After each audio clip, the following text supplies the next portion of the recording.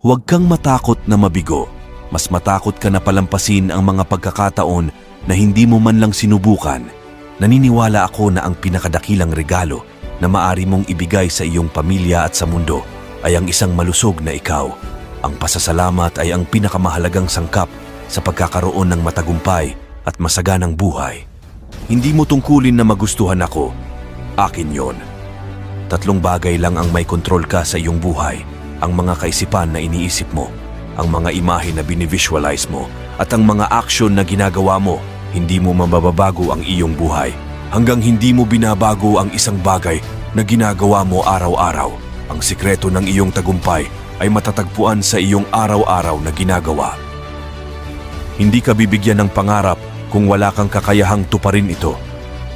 Ang paninisi ay pag-aaksaya ng oras. Kahit gaano kalaki ang nakita mong kasalanan sa iba,